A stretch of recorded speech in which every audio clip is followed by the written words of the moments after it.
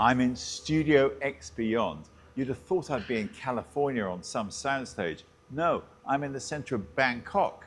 And I've been talking to Linda Lim, who put all this together. Girl from California who came out here, Korean lady with a husband, and they put all this together. And they do shows for pop groups, commercials all over the world. And I, in California, used to come to these sound stages with it's Ozzy Osbourne or Elton John or Rod Stewart. We would rehearse these big shows before the days before all this came along. Now, of course, it's even better. So it's like taking me back to an old time. And you can read about all of that in my new book, which I just happen to have a copy of just right now. Simon Woodroffe, Yo Man. Obviously, my book was going to be called The Yo Man. Read about it in these pages. Looking forward to seeing you in there. Be there or be square. Welcome to our humble studio. Amazing. When we're doing commercials and film work and whatnot, we usually have like an Unreal Engine asset up and then camera tracking and everything going. But today we just needed a backdrop. So so we thought we might have a more interesting backdrop so you could see the virtual studio in its full glory. Been in a few studios in my time. It's a proper studio. Yeah, so this is a proper sound stage. We do virtual production shoots for everyone from filmmakers to commercials to music videos. Probably this year we're going to be doing more gaming, animation, etc. So essentially putting up virtual environments, and then usually if we're doing a real shoot, then we'll have, of course, a physical set here. The crew, camera, techno crane, all of that will be here, and then we let the magic happen with virtual production. Absolutely amazing. And what happens upstairs? So come on up. So this is the brain bar. I used to sit around, hang around in kind of lighting and video studios like this, and on the road as well, actually, in rock shows. So I know my way around a studio. Okay, all right. Well, normally there's a whole crew here that we call the brain bar team. So there's like a disguise operator, Unreal Engine operators as well. We have to get a certain level of hyper-realism.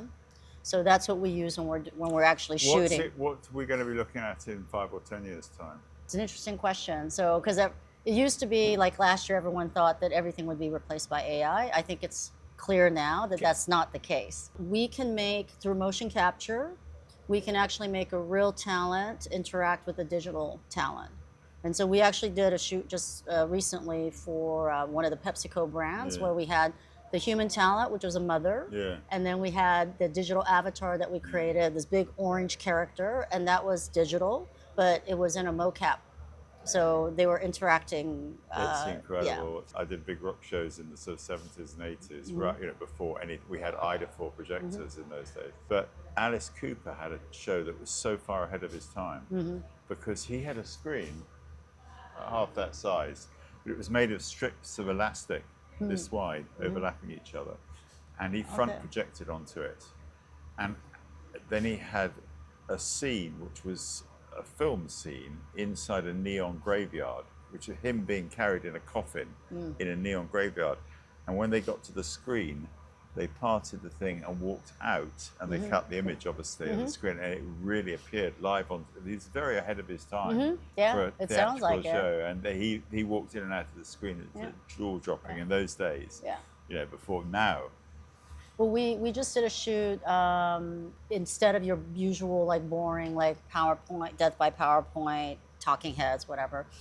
We made it look like she was sitting in a living room, and then she got up, and then the cabinets parted and she walked through, and all of a sudden she was in like this field with like, the windmill panels and solar energy and whatnot. So at what stage of the technology did you walk into this world? How old were you when you walked into this world? I was born in Korea, and then I grew up in the US. What did your mom and dad do? My father, actually, he had a very odd job. It's one of those jobs, I think it was featured in that show, the what's it called? The dirtiest or most dangerous jobs in the world. No. Yes. What did he do? Come tell us. We want to know. It's called a chicken inspector. And so what they do is they're able to determine the gender of baby chicks.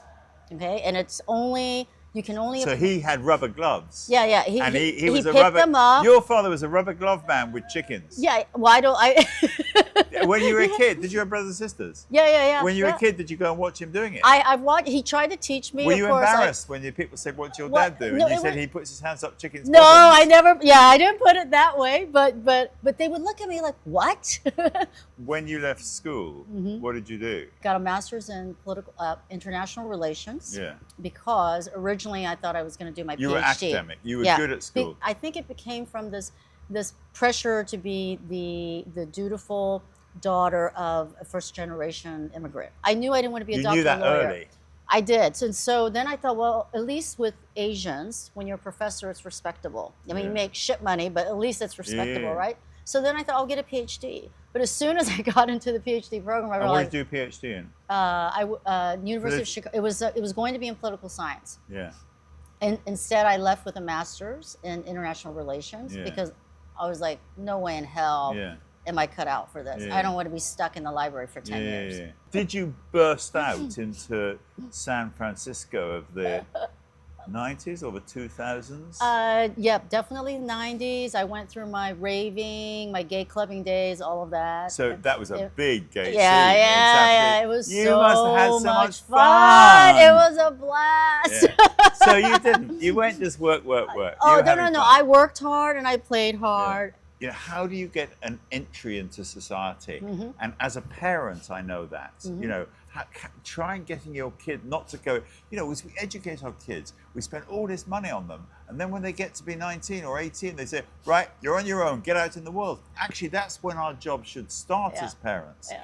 And my thing is, keep on helping your kids so that they get into society at a higher level. So you start off at a higher level, if you possibly can. It was forbidden for me to do sports. I had this drive to do competitive sports. Yeah. I ended up doing competitive Muay Thai Which when is I was in San Francisco, Thai kickboxing. okay. So I did that in San Francisco, and I did that when I was doing dance. So I was in a Come on, Asian show me. hip hop group. Give What, me a the kick. Can you do a kickboxing? kick? Can you do one?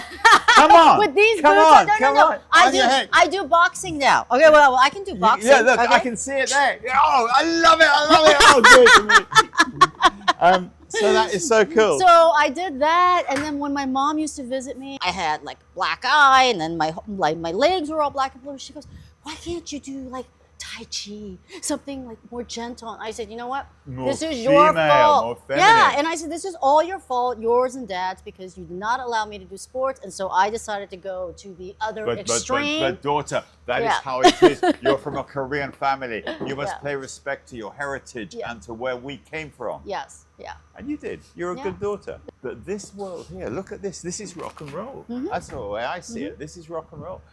Where did you get your entry? Was this straight away, or did you go? No, Was there no, a few no. steps along the way? There were a few steps along the way. I was climbing the corporate ladder, thinking that's what I wanted, Yeah. and then until I was waking up from night terror dreams, and then I met Tom, who had been a serial entrepreneur, and I knew that I wanted to do something on my own. I wanted to be an entrepreneur, but I had this terrifying fear, that I would end up homeless on the street, because my father had tried to do his own thing Sure, over and yeah. over again, and so it was like one failed But business after you lived another. in Entrepreneur Town.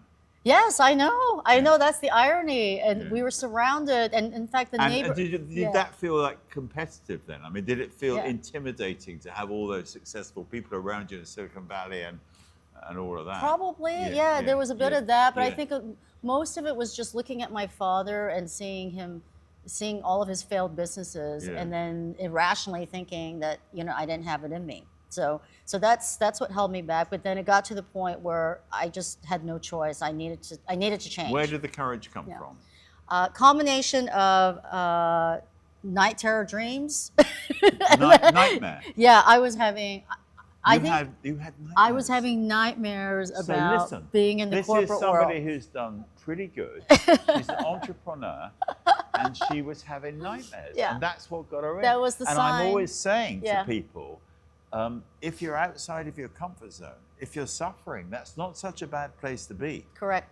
Yeah. Is that your Yeah, experience? it actually You have does. to step Yeah. outside your comfort zone. in Or order to- force or a situation something will force you to step outside your comfort zone. Yeah, So yeah. I got to the point where I had no choice. I needed to. The gift of desperation. Yes, and then also I met my partner Tom, who had been a serial entrepreneur. So for him, it was the norm. Yeah. And then we ended up launching our own eco product company with 12 patents, and we first sold it to San Francisco Museum of Modern Art. And what was the patents on? It was basically a bathroom product. Okay. And so we then eventually sold it into Target. Yeah. Or I shouldn't say Target because they don't like it. She was in the bathroom before she got into groovy showbiz. She was in the bathroom appliance business. Yeah. So But you eco- can start modestly. Yes, and then- eco-friendly though, eco product. Yeah, and then, it was eco-friendly, but not Yeah. very ego-friendly. but then we looked at each other because when we first met, we asked each other where we wanted to retire, what was our favorite place in the world. We both said Thailand. Really? So we Wow. knew we would always Wow. end up Wow. in Thailand. Wow. And so we looked at each other and we That's- said, look, why should we wait? We should head over there sooner. And that started our journey to moving to Southeast Asia. Yeah. But we took a little detour. So in 2014, we actually went to Myanmar first Yeah, because really. I got a job. Now we're running- talking adventurous. Yeah, that's frontier market stuff. And so I took a job running an gaming app startup. We ended up then deciding to launch our own advertising agency. What happened was after we built this agency up, we had the reputation, we figured we were well on our way to get, selling it, et cetera, then the coup happens, 2021. This is the Myanmar coup, not the Taiwan. And overnight, Out of it. we had to start all over. So now moving on to current day, I mean, is this international clients? Do people come from around the world here, or are you mostly Thai? I would say international, but now and then we work with young Thai musicians and young Thai directors. But in terms of most of our commercial work, they're international. But look at this. We're in a sound studio. I mean, we could be in California. We could be in Los Angeles in one of the sound studios on the strips. Yeah, absolutely. All you digital nomads who think you're going to be sitting in a common workplace working on a keyboard, you can do real things. You can get out and do real stuff. And Linda's absolute living proof that you can do that. I mean, come on. You, as a little, actually, I think you kind of knew, didn't you, as a little girl, that something was going to happen? I knew I was meant for something bigger, but it was much more, because sometimes they say there are archetypes in terms of how people view work.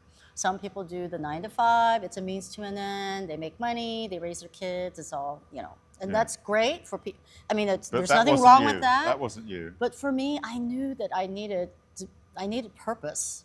But what I mean, for me, I had the same thing, but mine was low self-esteem. I didn't think I was good enough, and I wanted to go out and prove to the world, to prove to all of you that I was really something. And I had that bit of grit in the oyster that was going to be like that. I heard that in your interview. And you, what was yours? If I dig deep down inside, it's sort of, how it's an anti-role model scenario, which is that I saw what my mom went through back in those days. Of course, you relied only on the man for everything. Your financial security, everything, right? You were not even an individual without a husband.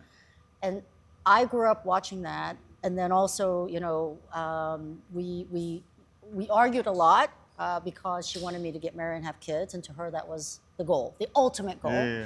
I actually didn't even want to get married. I had a very different lifestyle, and so whenever people would ask, they're like, "Oh, well, you've traveled all over the world and you have all this success. Your mom must be so proud." I'm like, I did not want to end up like her. Yeah, exactly. That's it. Yeah, you wanted to make your life. Yeah. You thought it could be something bigger. Yeah, I wanted to be self-reliant. I wanted to depend on myself. I didn't want to end up And like your her. dream came true with a nice man. Isn't she great, girls? Okay, girls, let's go. Let's go. Let's rock and roll. I love her. I love her. All right. Thanks. Really good. Really good. Mwah. Beautiful. Mwah.